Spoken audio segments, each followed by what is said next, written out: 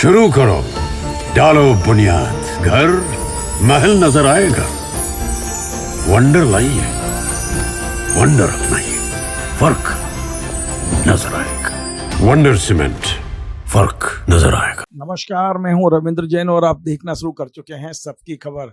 Lebanon में जिस तरह हिजबुल्लाह के जो कमांडर हैं उनके पेजर फटे हैं, जिस तरह एक आरोप लगाया जा रहा है कि इजराइल ने एक बहुत बड़ा अपने दुश्मन को ख़त्म करने की एक बहुत बड़ी और ऐसी साजिश रची है जिसकी कोई कल्पना भी नहीं कर सकता था। मैं आपको थोड़ा विस्तार से बताना चाहूँगा। दरअसल जो लेबनान के जो लड़ाके हैं, उनके जो आतंकवादी कह सकते हो आप उन्हें, जो इजराइल की नज़र में आतंकवादी हैं, वो मोबाइल का यूज़ नहीं करते, पेजर का यूज़ करते हैं, क्योंकि उनको इस बात का शक है कि मोबाइल को कहीं ना कहीं ये ट्रैकिंग कर सकता है। इजराइल की जो टेक्नोलॉजी है, इजराइल टेक्नोलॉजी के मामले में बहुत आगे है, तो इसलिए उन्होंने पेजर बनवाए थे और विशेष तरह के पेजर का ऑर्डर किया गया था। इसी साल अप्रैल मई में 5000 पेजर ताइवान की एक कंपनी है गोल्ड अपोलो, उस गोल्ड अपोलो कंपनी ने ये पेजर सप्लाई किए थे, जो हिजबुल्लाह है उसको किए थे। हिजबुल्लाह ने ये तमाम सारे पेजर अपने जो उनके कमांडर हैं, उनके जो बहुत कट्टर लोग हैं, उन सबको दिए थे और केवल पेजर के माध्यम से ही कम्युनिकेशन वहाँ हो रहा था। लेकिन आपने देखा मंगलवार को जो घटना हुई है उसने पूरी दुनिया को हिलाकर रख दिया है। घटना ये हुई, दोपहर 3 बजे का टाइम था, लोग बाजारों में खरीदारी कर रहे थे। तमाम सारे जो कमांडर थे हिजबुल्लाह के, उनकी जेब में पेजर रखे हुए थे। अचानक सभी 5000 पेजर में पहले एक बीप बजी, बीप के बाद में उसमें एक वाइब्रेशन हुआ। वाइब्रेशन के बाद कई लोगों ने पेजर जेब से निकाल के मैसेज देखने की कोशिश की। ठीक उसी समय एक साथ 5000 पेजर में विस्फोट हुआ और उस विस्फोट में बेशक मरने वालों की संख्या 7-8 रही, लेकिन उसके बाद में जो नुकसान हुआ है, 3000 से ज्यादा लोग गंभीर घायल हुए हैं।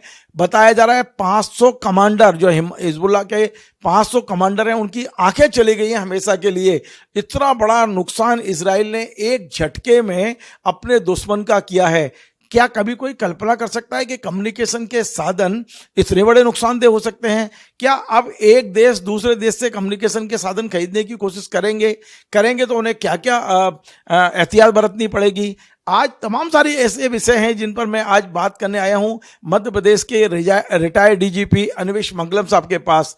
मैं आपको बता दूं, अन्वेष मंगलम साहब एक ऐसे अधिकारी हैं मध्य प्रदेश में जिन्होंने कम्युनिकेशन के क्षेत्र में लंबे समय तक काम किया है। मध्य प्रदेश पुलिस का जो कम्युनिकेशन सिस्टम आज है, इसे डेवलप करने का काम अन्वेष मंगलम साहब ने किया है। हम उनसे समझते हैं कि इससे कितना पूरी दुनिया में अविश्वास का माहौल बनेगा। क्या दुनिया के लोग अब मोबाइल ले पाएंगे दूसरी दुनिया से, दूसरे देशों से खरीद पाएंगे? क्या होगा इस घटना का पूरे देश और दुनिया पर क्या असर होगा? खासकर सुरक्षा एजेंसियां, जो पुलिस है हमारी, या जो हमारी सेंट्रल एजेंसीज हैं, वो अब नए क्या क्या कदम उठा सकती हैं। अन्वेष जी, आपका बहुत बहुत स्वागत है। आपने देखा कितनी बड़ी घटना हुई है और दुनिया को हिला के रख दिया। अब बेशक इजराइल ने आज तक स्वीकार नहीं किया है कि ये उसने किया है, लेकिन पूरी दुनिया की नज़र इजराइल पर है, क्योंकि उनकी जो मोसाद है, जो एजेंसी है, वो इस तरह के काम करने में मास्टर मानी जाती है।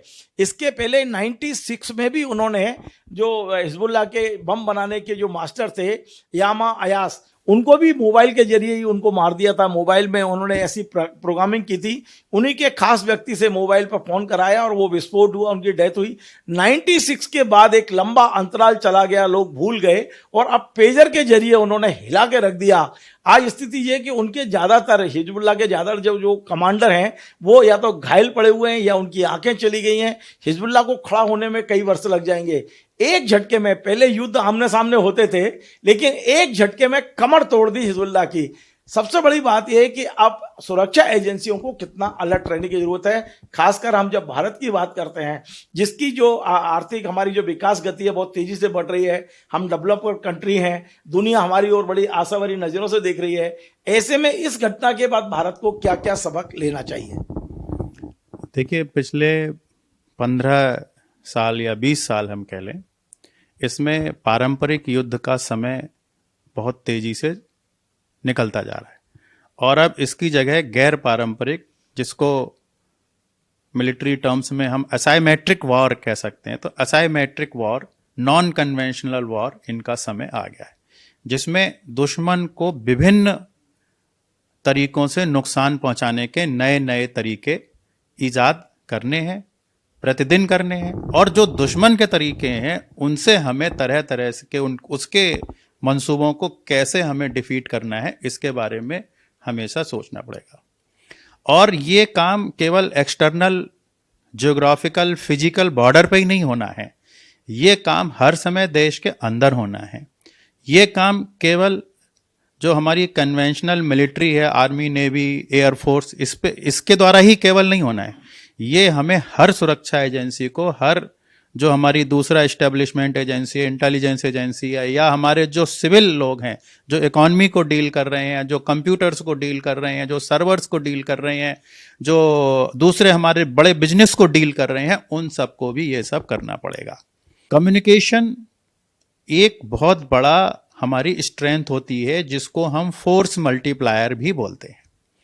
कि अगर हमने बाकी और जो ह्यूमन रिसोर्स है वो बढ़ा दिया, उसकी ताकत बढ़ाने के लिए हमें कम्युनिकेशन और लॉजिस्टिक्स, जिसको कम्युनिकेशन को हम आईसीटी भी कह सकते हैं, इंफॉर्मेशन एंड कम्युनिकेशन टेक्नोलॉजी, इनको और लॉजिस्टिक्स को हमें एक फोर्स मल्टीप्लायर के तौर पे हम लोग देखते हैं। कम्युनिकेशन अगर हमारा कमजोर हो जाए तो हम समझिए कि हमारी ताकत पूरी निकल गई, हमारे हथियार जो हैं वो हमारी आर्मरी में, हमारे शस्त्रागार में रखे रखे किसी काम के नहीं बचेंगे। कंप्यूटर, सर्वर, सॉफ्टवेयर प्रोग्रामिंग, कोई भी टेक्नोलॉजी आइटम है, या हमारे जो मोबाइल फोन, हमारे पेजर्स, हमारे सैटेलाइट फोन, ये सब जो हैं वो जो हमारी स्ट्रेंथ है वो वल्नरेबिलिटी भी हो सकते हैं। पहले जमाने में हम सोचते थे कि बहुत सारे हवाई जहाज, फाइटर प्लेन इकट्ठे कर लें, फिर उसका समय आ गया, फाइटर प्लेन का समय चला गया, और अब यूएवी, जिसको आम बोलचाल की भाषा में ड्रोन कहते हैं, वो समय आ गया। फाइटर प्लेन के मुकाबले ड्रोन मुश्किल से 1/20 कॉस्ट में आता है, और फाइटर प्लेन को एक ह्यूमन पायलट के द्वारा उड़ाया जाता है, जबकि ड्रोन पायलट लेस होता है। तो मैं प्रारंभ से ही नई से नई टेक्नोलॉजी सिक्योरिटी में, खासतौर से पुलिस में शामिल करने का बहुत बड़ा हिमायती रहा हूं, कि जब तक हम अपने आप को टेक्नोलॉजी से अपडेट नहीं रखेंगे, कि अब हमारा दुश्मन भी हमारे खिलाफ ड्रोन यूज करेगा। मंगलम साहब, एक बड़ा प्रश्न यहाँ पर यह है कि हम टेक्नोलॉजी कई बार विदेश से लेते हैं, और उस टेक्नोलॉजी के साथ ही यदि खतरे हमारे पास आ जाएं, पर हम सुरक्षित कैसे हैं? जैसा हिजबुल्लाह के साथ हुआ, उसने तो टेक्नोलॉजी ली थी ताइवान से, लेकिन वही टेक्नोलॉजी उसका दुश्मन बन गई। तो हम जब कोई भी चीज इंपोर्ट कर रहे हैं, और खास तौर से अपने सेंसिटिव लोगों के लिए इंपोर्ट कर रहे हैं, सेंसिटिव लोगों से हमारा मतलब हमारी जो एसेट्स हैं, अब हमारी पॉलिटिकल एसेट हो सकती हैं, पॉलिटिकल एसेट में हमारी पॉलिटिकल लीडरशिप है, भले ही वो चाहे पक्ष की हो या विपक्ष की हो। हमारी डिप्लोमेटिक एसेट्स है, डिप्लोमेटिक एसेट्स में हमारे जो डिप्लोमेट्स हैं वो हैं, हमारी इंटेलिजेंस एसेट्स हैं, हमारी तरह तरह की इंटेलिजेंस एसेट्स, हमारी ब्यूरोक्रेटिक एसेट्स हैं, हमारी इकोनॉमिक एसेट्स हैं। हमें अपनी एसेट्स को प्रोक्योर करने के लिए, प्रोटेक्ट करने के लिए हम जो भी सामग्री ले रहे हैं, उसको लेते समय, उसको कहीं अगर हम बाहर से इंपोर्ट कर रहे हैं, उसको बनवाते समय हमें बहुत ज़्यादा सावधानी बरतनी पड़ेगी। और हमें जब जहाँ वो बन रहे हैं, जो हमारी कन्वेंशनल विजडम थी, हम लोग शुरू में क्या करते थे कि जो बहुत हाईली सेंसिटिव, हाईली सीक्रेटिव चीज़ें लेते थे, तो वो हम जिस कंपनी में बन रही थी उसमें बनते समय अपने आदमी की निगाहों के सामने बनवाते थे, हमारे आदमी की निगाहों के सामने वो पैक होती थी, हमारे आदमी की निगरानी में वो चीज़ें जो हैं वो आती थी। लेकिन इसमें भी खतरे हैं। अब हम तो एक रिकॉग्नाइज्ड सॉवरेन नेशन है, हम ऐसी सावधानी ओपनली, हम डेमोक्रेटिक नेशन है, हम ऐसी सावधानी ओपनली बरत सकते हैं। लेकिन जिस संगठन का आप नाम ले रहे हैं वो ऐसी सावधानी आसानी से बरत नहीं सकता, क्योंकि उन्हें उनके दूसरे प्रॉब्लम्स हैं। हमारी प्रॉब्लम ये कि हमारे जो है वो दुश्मन और उसकी एजेंसी जो है वो भी बहुत इनोवेटिव है। हमें उससे बचाव के लिए हर स्टेप पे अपनी एसेट्स बचाने के लिए ये सब करना पड़ेगा। हमारे बहुत सारे जो पॉलिटिकल एसेट्स हैं वो, या हमारे ब्यूरोक्रेटिक एसेट्स हैं, वो गिफ्ट ले लेते हैं। कई बार सोचते हैं कि होली दिवाली का गिफ्ट नहीं लेना है। ये बड़ा डेंजरस हो सकता है कि किसी डिप्लोमेटिक एसेट के पास, ब्यूरोक्रेटिक एसेट के पास, पॉलिटिकल एसेट के पास खाने में कुछ चीज़ में चली गई या कोई आइटम में चली गई, वो लेना ही नहीं है। तो ये जो कन्वेंशनल विजडम है इसको मजबूत करना पड़ेगा, और हमें ये ध्यान करना पड़ेगा कि हमारा जो दुश्मन है वो असाइमेटिक वॉर ही हमसे लड़ रहा है, और उसने हमसे 1000 साल तक युद्ध करने का जो संकल्प है वो 1972-73 में ही घोषणा कर दी थी कि हम भारत से 1000 साल तक युद्ध करेंगे और इसको 1000 कट्स देंगे। तो हमें ये उसका स्ट्रेटजिक डॉक्ट्रिन कभी भूलना ही नहीं चाहिए, चाहे हमारा पक्ष हो या हमारा विपक्ष हो, उसको हमेशा अपने सामने ये बात ध्यान में रखनी पड़ेगी कि जो हमारा दुश्मन है उसने हमसे 1000 साल तक जो है वो युद्ध करने का इसका स्ट्रेटजिक डॉक्ट्रिन है, और उसमें स्ट्रेटजिक डॉक्ट्रिन में कहा है कि हम वो ऐसा युद्ध करेंगे जिसमें हम भारत को 1000 कट्स देंगे, ब्लीड करेंगे। मंगला साहब, एक सवाल मेरे दिमाग में आ रहा है कि आप लंबे समय तक उस कुर्सी पे बैठे जहां से कम्युनिकेशन के साधन, क्या आपने, क्योंकि कई प्रेजेंटेशन आपने बनाए, कई चीजें आप लोगों ने देखी हैं, कई प्रेजेंटेशन आपने लिए हैं, दूसरों ने आपको दिए हैं, क्या आपने कभी कल्पना की थी कि कोई एजेंसी मोसाद ने जैसा किया है इस तरह का भी कर सकती है कि आपको पेजर में ही 3-3 ग्राम RDX मिला दे और ऐसी प्रोग्रामिंग कर दे कि एक साथ सारे पेजर फट जाएं? कभी आप कल्पना कर सकते थे कुर्सी पर बैठकर, या आज भी, या इस तरह की कल्पना के आगे और कहां तक ये जा सकते हैं, इससे विचार करने के लिए क्या एक नई यूनिट नहीं होना चाहिए हमारे पास में? भारत का जो युवा है वो सबसे ज्यादा एक्सपर्ट माना जाता है कम्युनिकेशन के मामले में, उसने दुनिया में अपना लोहा मनवाया है, तो क्या उस टैलेंट का उपयोग भारत को जरूरत नहीं है आज? निश्चय ही हमें बहुत ज़्यादा इस बारे में ध्यान देने की आवश्यकता है, और जहाँ तक मेरा प्रश्न है, मैंने हमेशा ही टेक्नोलॉजिकल सुपीरियॉरिटी को और काउंटर इंटेलिजेंस मेजर्स को बहुत तरह तरह से जो है वो सिफारिश की है, तरह तरह से उसको एग्जीक्यूट किया है, इम्प्लीमेंट किया है। जैसे उदाहरण के लिए, जब हम कोई चीज़ ऐसी खरीदते थे जो विदेश से या तो उसकी टेक्नोलॉजी आई है या उसका इक्विपमेंट वहाँ से इंपोर्ट होना है, तो जो कागज पे अंडरटेकिंग्स और वो सब लेते थे वो तो लेते ही लेते थे। जब वो टेक्नोलॉजी का आइटम वो हमारे पास आता था, हमारे स्टोर में आता था, तो हम रैंडम 1% से लेके 10% तक उस पार्टी को बोलते थे कि खोल के चेक करवाओ, जहाँ तक संभव था। बहुत सारी चीज़ें संभव है, बहुत सारी चीज़ें संभव नहीं है। फिर उससे जो है वो ये सर्टिफिकेट लेते थे कि जहाँ से ये चीज़ बन के आ रही है उन्होंने वहाँ पे वो किया। हमारे टेंडर्स में भी हम डालते थे कि जब चाहें हम वहाँ मैन्युफैक्चरिंग एजेंसी में जाके अपनी टीम भेज के और वहाँ पे ड्यूरिंग प्रोसेस उसको चेक कर सकते हैं। ये हमारे कई सारे टेंडर में जो सेंसिटिव चीज़ें थी उसमें हमने डाला है। और अगर वो करते थे, ये हम एक सरप्राइज एलिमेंट रखते थे कि जब चाहे तब कर लें, और जब वो चीज़ आ जाती थी तो अपने यहाँ उसको खोल के अगर संभव है ये उसको चेक करते थे कि इसमें सही चीज़ है कि नहीं है। कई बार सर्टिफिकेट से करते थे, कई बार फिजिकली करते थे, और कोशिश ये करते थे कि पहले वो जो आइटम है वो जो हमारे हाई सिक्योरिटी ऑफिशियल्स हैं उनको हम इशू ही ना करें कुछ दिन। लेकिन ये देखिए, ये असाइमेट्रिक वॉर है, इसका चेहरा हर रोज बदलेगा, आपको हर रोज सावधानी बरतनी है। आपकी जहाँ सोच खत्म होती है वहां उन लोगों की सोच शुरू होती है वहां से। क्योंकि वो एक बात हमें समझनी पड़ेगी, जो दुश्मन है वो उस नियम से नहीं लड़ रहा है जिस नियम से हम लड़ने की संकल्प लिए हुए हैं। हमारा नियम है रूल ऑफ लॉ, और दुश्मन क्या है? Out law.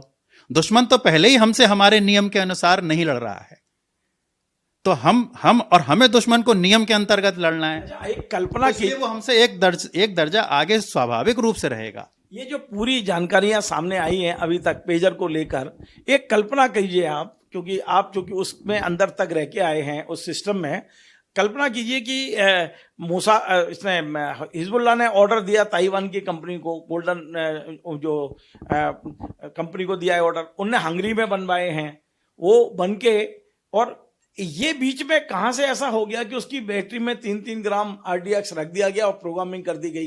क्या ये बैटरियां उन्होंने सप्लाई करा दी इजराइल ने किसी कंपनी से? क्या इजराइल की इतनी पहुंच है सारी, चाहे हंगरी हो, ताइवान हो, जहां वो सीधा कंपनी के अंदर जैसा चाहे वैसा करा के और वो सप्लाई भी कर दी है?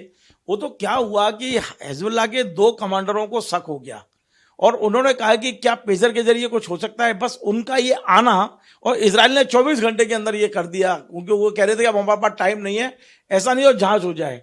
24 घंटे के अंदर उन्होंने पूरा अपना खेल कर दिया। तो आप कल्पना कर सकते हैं ये किस उसमें हुआ होगा? शिपिंग के दौरान हुआ होगा, बैटरी बदली गई होगी, क्या कंपनी में ही बैटरी बदल गई, यहाँ जहाँ बना है वहीं हुआ है? किस तरह से इजराइल घुसा होगा, उसकी मोसाद घुसी होगी? देखिए, इस पर्टिकुलर ऑपरेशन में किसने क्या किया, इसमें किसी का नाम लेके जो हमारी स्टेटेड डिप्लोमेटिक नेशनल पॉलिसी है उसके खिलाफ तो मैं कोई बात कह नहीं सकता। लेकिन एक जिम्मेदार नागरिक होने के नाते मैं यही कहूँगा कि हमारे देश की पुलिस एजेंसीज को, हमारे देश की इंटेलिजेंस एजेंसीज को, हमारे देश की मिलिट्री एजेंसीज को, हमारे डिप्लोमेटिक एसेट्स को, हमारे पॉलिटिकल एसेट्स को हमेशा एक जो है वो अलर्ट, हर प्रकार से अलर्ट मोड में रहने की जरूरत है। और जैसा मैंने आपके साथ जो शेयरेबल था वो शेयर किया कि हम जब तक हम तो ना केवल हम कानूनी रूप से टेंडर डॉक्यूमेंट में, कॉन्ट्रैक्ट में ये सब चीज़ें डालते थे, हम उनसे क्या क्या इन्फॉर्मेशन लिखित में लेते थे वो मैं बहुत विस्तार से तो आपको नहीं बता सकता, लेकिन हम उनसे ये मतलब संक्षेप में आपको बता सकते हैं, हम उनसे ये ले लेते थे, पूछ लेते थे कि ये ऑर्डर हम आपको दे रहे हैं, आप किसको देंगे, वो किसको देगा। तो ऐसे 3-4 पीछे तक की हमको इन्फॉर्मेशन दीजिए। और हम टेंडर में भी डालते थे कि हमारी जो टीम है वो वहां जाके जब चाहें तब किसी भी स्टेज पे चेक कर सकती है, ट्रांसपोर्ट लेवल पे हम देख सकते हैं। और उसके बाद जब हमारे यहाँ प्रोडक्ट सप्लाई हो जाएगा तो स्टोर में जब प्रोडक्ट आएगा तो हम पेमेंट अप्रूवल से पहले, यूज से पहले हम उसका सैंपल सरप्राइज चेक करेंगे जो आपके रिप्रेजेंटेटिव की मौजूदगी में होगा। तो हमें वो सेफ्टी तो करनी है। सर, एक आखिरी सवाल अब मेरा ये है कि आज भी हम जो सॉफ्टवेयर है मोबाइल में, वो ज़्यादातर सॉफ्टवेयर विदेश में बने हुए हैं और हम बड़े आसानी से उनको डाउनलोड करते हैं। ये कितना खतरा हो सकता है मोबाइल में? हम बगैर सोचे समझे कोई भी नया सॉफ्टवेयर आया, चाहे गेम आया, बड़ी आसानी से कर लेते हैं। वास्तव में ये एक तरह से ये जो सॉफ्टवेयर के जरिए भी वो हमला कर सकते हैं, बड़ा हमला कर सकते हैं। अब क्या भारतीय एजेंसियों को, भारतीय सुरक्षा एजेंसियों को, सभी लोगों को ये जो सॉफ्टवेयर बन रहे हैं इसका पूरी तरह से एक तरह से जांच करने की आवश्यकता है? क्या अब भारत के 140 नागरिकों को और ज़्यादा जागरूक करने की आवश्यकता है कि आप किस तरह के सॉफ्टवेयर लें, किस तरह के ना लें? क्या इन सॉफ्टवेयरों को हम लोग बैन कर सकते हैं? क्या कर सकते हैं? क्योंकि मोबाइल तो अब हर हाथ में है, हर हाथ में मोबाइल है और सॉफ्टवेयर डाउनलोड करने की सुविधा है। ये दुनिया तो पूरा गांव बन चुका है, ऐसे में बचाव कैसे होगा?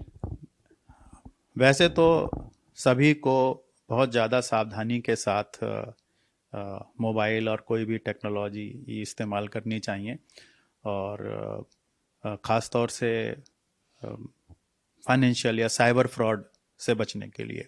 लेकिन जो हमारे एसेट्स हैं, हमारे जो सीनियर ऑफिशियल्स हैं, सीनियर पॉलिटिकल पीपल हैं, सीनियर मिलिट्री पर्सन हैं, सीनियर इंटेलिजेंस पर्सन हैं, सीनियर इंडस्ट्रियलिस्ट हैं, सीनियर सर्विस प्रोवाइडर हैं, उनको उससे भी कई स्टेप आगे जो है वो सावधानी बरतनी है। जो बड़े जो ऑर्गेनाइजेशंस हैं उनको अपने सदस्यों के द्वारा non company provided mobile phone या कंप्यूटर्स, इनके इस्तेमाल पे प्रतिबंध लगाना चाहिए। अभी हमारे देश में जो सबसे बड़ी प्रॉब्लम है कि हमारी जो सरकार है वो जैसे मैंने पुलिस में देखा और कि वो कहते हैं जी हम आपको मोबाइल का अलाउंस दे देंगे लेकिन आपको मोबाइल फ़ोन इक्विपमेंट नहीं देंगे, आपको अपना मोबाइल फ़ोन इक्विपमेंट इस्तेमाल करना पड़ेगा। और ये सभी बड़े सरकारी अधिकारी, कर्मचारी, चाहे वो किसी भी सेंसिटिव हो, मैंने देखा कि लगभग सभी, कुछ एक मुश्किल से 0.1% जो बहुत सीनियर लोग हैं उनको छोड़ के सभी अपना प्राइवेट फ़ोन सरकारी काम के लिए इस्तेमाल कर रहे हैं। ये एक बड़ा जो है वो वीकनेस हमारे सिस्टम की है। हमारी सरकारों को चाहिए कि सरकारी कर्मचारियों के द्वारा जो मोबाइल फ़ोन है वो सरकार प्रोवाइडेड होना चाहिए, और फिर सरकार उसको जो है वो करके दे, जिसको हम लोग कहते हैं कि जेल करके दे, उसमें लॉक लगा के दे कि ये वाला सॉफ्टवेयर डाउनलोड हो पाएगा, ये वाला नहीं हो पाएगा, ये वाली चीज़ सेफ यहाँ होगी, दूसरी वाली सेफ नहीं होगी।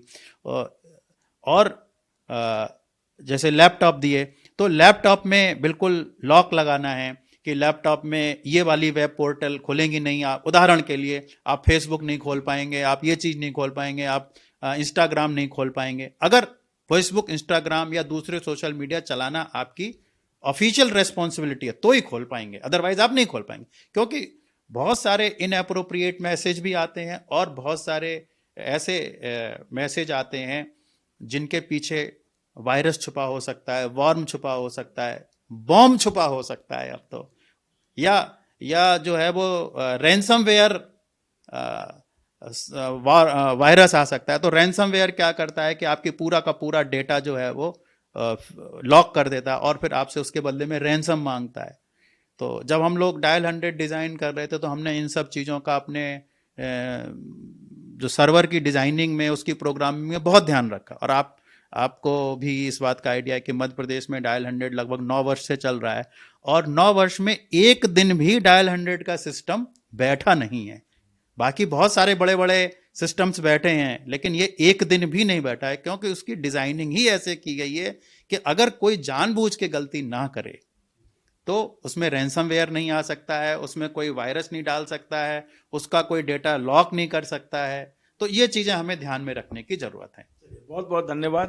तो आप थे मध्य प्रदेश के वरिष्ठ आईपीएस अधिकारी, रिटायर्ड डीजीपी अन्वेश मंगलम साहब, जिनसे आज हमने समझने की कोशिश की है कि जो लेबनान में हुआ है, जिस तरह हिजबुल्लाह के पूरी की पूरी कमर तोड़ के रख दी इजराइल की एक एजेंसी ने, इस तरह से वहाँ जो घटना हुई है उसका पूरी दुनिया पर क्या असर पड़ेगा, भारत को कितना अलर्ट रहने की आवश्यकता है, हमारी सुरक्षा एजेंसियों को निश्चित तौर पे अब जो जितने मोबाइल यूज़ हो रहे हैं जिसमें सॉफ्टवेयर आ रहा है उसको कहीं ना कहीं रोकने की आवश्यकता है। बहुत सारी जानकारी आज अन्वेश मंगलम साहब ने दी है कि किस तरह से अलर्ट, बहुत ज़्यादा अलर्ट मोड पे आने की आवश्यकता है, क्योंकि कुछ लोग तो हमसे भी 1000 साल तक युद्ध करने की चेतावनी दे चुके हैं। हमें हमेशा हर चीज पर हर समय अलर्ट रहने की आवश्यकता है, क्योंकि अब पारंपरिक युद्ध खत्म हो गए, सेनाएं आमने सामने युद्ध नहीं करती हैं। अब इसी तरह के युद्ध हैं जो धोखे के साथ होते हैं, आपको भ्रम में रखकर आपके ऊपर अटैक किया जा सकता है। तो बहुत ज़्यादा हर पल सतर्क रहने की जरूरत है। हमारा जो भारत का टैलेंट है, भारत की जो नई पीढ़ी है, वो इस क्षेत्र में काफ़ी आगे है, उसकी भी मदद लेंगे तो निश्चित तौर पे हम ज़्यादा सुरक्षित रहेंगे। आपको हमारा ये कार्यक्रम पसंद आए तो आप इसे शेयर करें, लाइक करें, कमेंट करें और आपसे बार बार निवेदन है हमारे इस चैनल को सब्सक्राइब अवश्य करें। धन्यवाद। शुरू करो, डालो बुनियाद, घर महल नजर आएगा। वंडर लाइए, वंडर अपनाइए, फर्क नजर आएगा। वंडर सीमेंट, फर्क नजर आएगा।